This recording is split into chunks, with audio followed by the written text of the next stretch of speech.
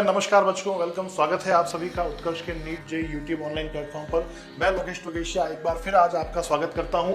मैं लेकर आया हूं फिर से नीट और जेई में फिजिक्स में बहुत ही एक इंपॉर्टेंट ऑसिलेशंस में स्प्रिंग पुली सिस्टम को सॉल्व करने की एक बढ़िया शॉर्ट ट्रिक।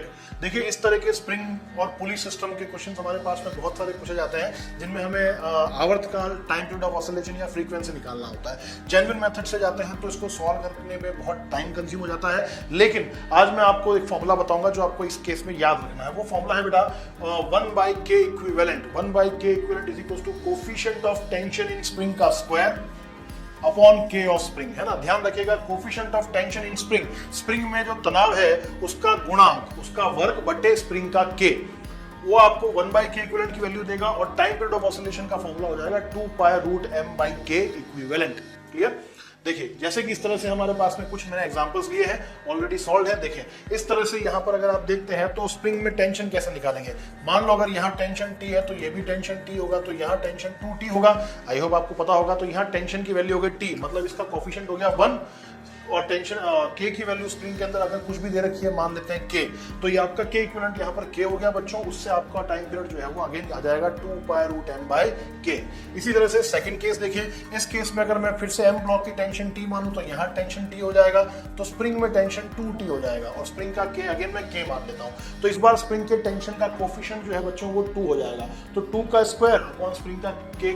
इसको सॉल्व करेंगे तो आपको 4/k मिल जाएगा। K इक्विवेलेंट की वैल्यू K/4। टाइम पीरियड आ जाता है हमारा √√2π4m/k। क्लियर? इसी तरह से एक और तरीके की प्रॉब्लम है, आप देख सकते हैं। यहां पर अगर हम टेंशन कैलकुलेट करें, यहां अगर टेंशन T होगा बच्चों, तो यहां टेंशन हो जाएगा T/2 एंड T/2, इस तरह से, है ना, हाफ हो जाएगा। तो K इक्विवेलेंट की वैल्यू, टेंशन का कोफिशिएंट यहाँ इस बार 1/2 हो जाएगा, हाफ का स्क्वायर बाय K, तो ये हो जाता है बच्चों 1/4K। तो K इक्विवेलेंट की वैल्यू हो जाती है 4K, और टाइम पीरियड आपको मिल जाएगा 2π√m/4K।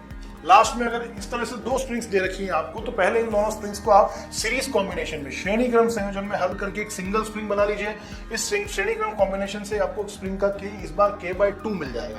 फिर से टेंशन की बात करेंगे तो यहाँ T, तो यहाँ पर फिर से वही T/2, और यहाँ का टेंशन फिर से T/2 हो जाएगा। तो K इक्विवेलेंट की वैल्यू इस बार आपको मिलेगी हाफ का स्क्वायर डिवाइड बाय K/2।